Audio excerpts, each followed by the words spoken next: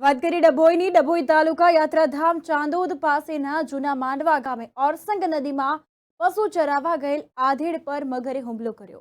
હુમલો કરતા બચાવમાં પત્નીએ હાથમાં રહેલી લાકડીના ફટકા મગરને મારતા મગર આધેડને છોડીને જતો રહ્યો હતો.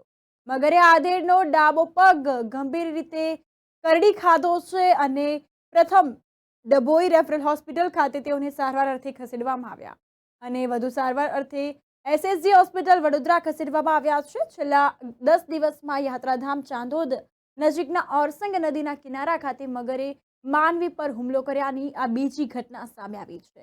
તો વિસ્તારમાં ભય સાથે અરેરાટી વ્યાપી ગઈ છે. શુક્રવારની ઢળતી સાંજે યાત્રાધામ ચાંદોદ પાસેના જૂના માંડવાના પશુપાલક 55 વર્ષીય ભગવાનસિંહ બળવંતસિંહ અંબાલિયા તેમના પત્ની મીનાબેન સાથે ઓરસંગ નદીના કાંઠે પશુ ચરાવવા માટે ગયા હતા અને આ દરમિયાન પશુઓને પાણી પીવડાવવા નદી કાંઠે પહોંચ્યા ત્યારે ચાલાક મગરે એકાએક કિનારે આવીને પહોંચ્યો અને ત્યારે ભગવાનસિંહ અંબાલિયાને ડાબો પગ મોંમાં પકડી ખેંચવા લાગ્યો હતો.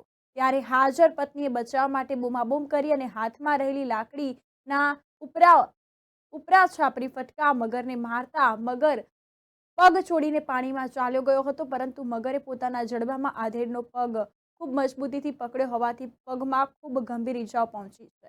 108 ઇમરજન્સી એમ્બ્યુલન્સની મદદથી ભગવાનસિંહ અંબાલિયાને ડભોઈ રેફરલ હોસ્પિટલ ખાતે ખસેડવામાં આવ્યા અને પ્રાથમિક સારવાર બાદ તેઓને વધુ સારવાર અર્થે એસએસજી હોસ્પિટલ વડોદરા ખાતે રિફર કરાયા છે.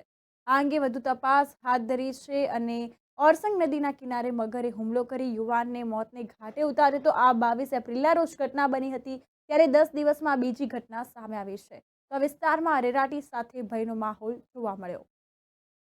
એ પાણી પીવા હાથ પગ ધોયા અને પછી પાણી પીવા ગયા. મને મગરે પકડી લીધા ને મેં લાકડીથી બહુ જ માર્યા પણ છોડી દીધું. પછી કયા ઘડિયા ઘટના બની?